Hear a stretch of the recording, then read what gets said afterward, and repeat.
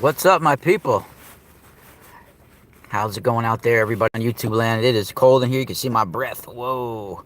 You could see the breath of life right in there. Who's up in there in the chat room, real quick? I'm wondering if everybody's awake right now. Who's awake and who's down for a live show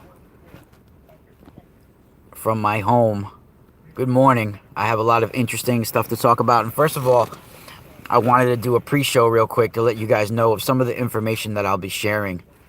Some of the very interesting things that have happened over the last several years and several months, several weeks, and several days. It has been increasing and accelerating. And some of the words I'll be using, I wanted to give you guys a brief definition of some of these words. Good morning, everybody in the chat room. From my 25 plus years of doing readings on people, I have also discovered things about myself by helping people tap into their higher self, by using my higher self to connect to their higher self, if you want to put it in those terms. I have also found out things about myself. And what's very interesting is that a recent reading that I did, it connected dots for a lot of interesting connections to planetary phenomenon, like earthquakes, and things like this. And this is something that I also wanted to talk about as well, because I felt that there's certain people on this planet. We all are very little insignificant pieces of a grand design, but very important, intricate little pieces of a grand design. And many of us have certain similar missions on being here, and everybody else has their own individual sort of reason for being here that contributes to us getting back to a higher harmonic evolution. And of course, there are other people who their birth is directly here to feed the dark force, to keep us imprisoned, to keep us locked within this data virus. And for those that are consider themselves and know that they are truly from the family of the light, even though they've been plagued with problems throughout their life, those that understand that they are problems and want to cure themselves and know that they're here to serve the better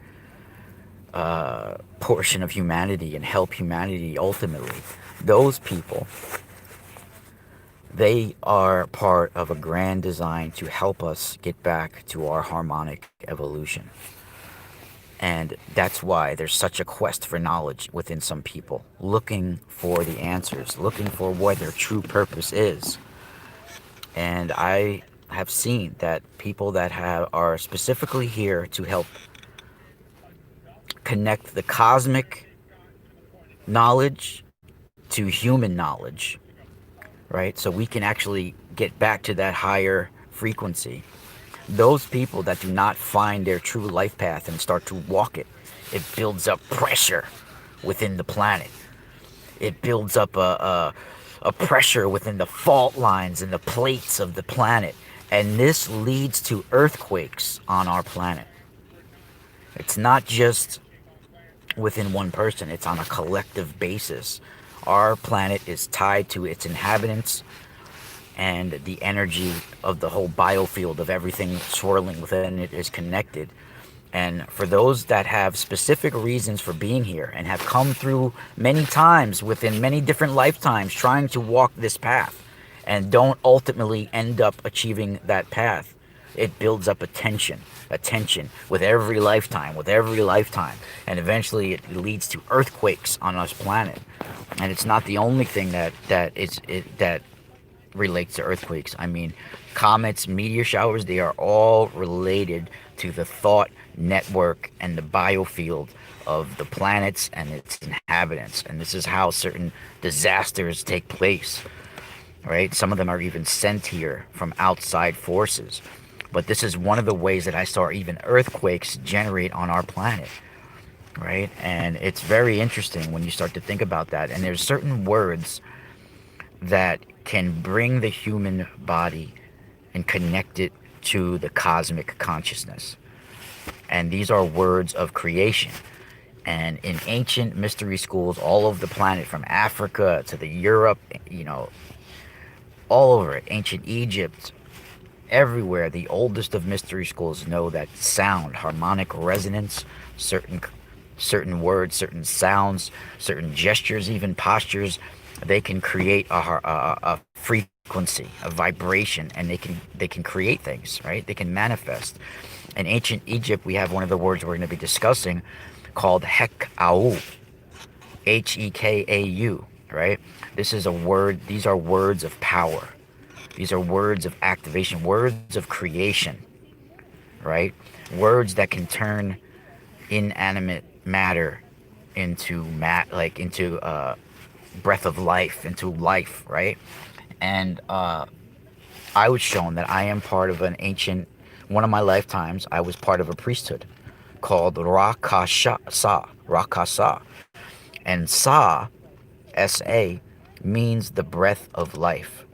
It's what turns inanimate matter into life. So, and Ka is a level of the soul, just like Sahu, right? These are all different levels. There's 5 bodies that are related to our biofield, right? And these are some of the 5 bodies, the Ka, Sahu, Ba, all these, right? They in ancient Egyptian. And it's very similar to what we have: our physical body, our astral body, our spirit, like our spiritual body, all of this, our aura and our soul. They keep us all, and the soul sort of keeps them all enclosed, and it's anchored from above, right? Keeps our whole biotorus field together, right? This is what gives our biofield life, that breath of life. When we're going to be talking about these, and we're going to be talking about the Sekhem energy and Sekhmet, and also the 18th dynasty, which, for those that don't know, have Amun-hotep III, which is Akhenaten's father. Akhenaten was, of course, Amun-hotep IV for the first few years of his reign, and then he went through this experience, this transformation, where he then changed his name to Akhenaten, and that leads to the god, the Aten. And Akhenaten was obsessed with starting from the beginning, starting from creation again. He wanted to eliminate all the other gods, not as disrespect to all those other gods, but he wanted to go to the point before they even existed on this planet, where it was just the Aten, the Ra Aten, right? Where it was just this glowing, illuminating disc. And what's interesting about that 18th dynasty, and in the years where Amun-hotep III and then his son reigned, is what's a little known too to a lot of people, is that Amun-hotep III was, I think, the pharaoh that did the most work with Sekhmet. And he had the most statues put in certain places, Karnak and different places, of Sekhmet. And then his son was born, and this changed everything afterwards. And Sekhmet is one of the oldest of energies and gods that exist. She was there at the beginning of time. Even though Ra is considered her father, she's considered even older than her father in ways. So she is one of the oldest forces on the planet. And what's very interesting is this goes really deep. I mean, even some of the people that have done the most intense inner space work with the goddess Sekhmet and that energy, people like Robert Masters, who passed away in 2008, his wife was, of course, Joan Houston, or Jean Houston. And Jean Houston, who's like in her 80s now, she's still alive. She was a New York resident. I'm not sure if she still lives in New York anymore, but when Bill Clinton was in office, his wife Hillary used this lady as one of her advisors, her spiritual advisors. And this is a lady that dealt with sex magic, dealt with the Sekhmet energy, the Kundalini energy for years, right? So that gives you a little perspective on some of the even the work and experience that Hillary Clinton has had. And even Oprah Winfrey's had this lady on her show before, and her husband had done interesting works on Sekhmet. I don't think she was the co-author of the book that Robert Masters wrote on Sekhmet, but it's one of the hardest to find. It's not an easy book to find nowadays. It's the way of the five bodies. The goddess Sekhmet in the way of the five bodies. This is a copy I have here, and it's a rare book now. It's Goddess Sekhmet, the book of the five bodies, the fifth way.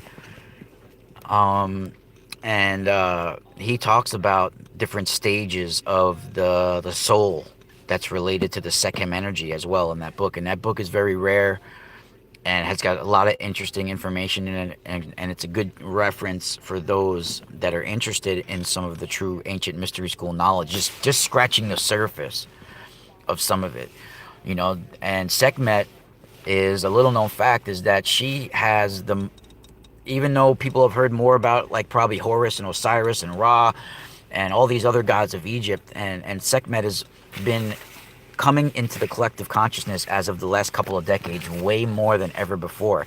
And in fact, this goddess has the most statues in ancient Egypt, right? Some of that have been resurfacing over the last few decades as well. And these statues over time were worked with, and they became an embodiment, a piece of the living God even, right? So not, the goddess, of course, or that energy, if you want to think of it as a goddess or whatever, that sort of higher intelligence, of course, exists outside of the statue, but the statue contains a piece of that living God, and the more it's worked with, the more they sway and dance with and become in line, the statue becomes alive, and it becomes a communication, a visual to start that psychic exploration and the way you can contact that higher intelligence through those ways. So the visual becomes a tool to also unite to your cosmic mind. It's very intense information, and it's not something to be played with as well. This is not something to be that sounds cool to be played with. This is an energy that can swallow you up and eat you out and spit you out and transform you into something else, right? So this is not something that someone should take lightly. It's one of the oldest of energies on the planet, and it's a part of who we are. It's a part of our higher existence. So we're going to be talking to that later, and I wanted to just give you guys a preview and a definition of some of the words we're going to be using, some of the Hekau, some of the words of power that we're going to be talking about. Thank you guys for joining, and Spiral out.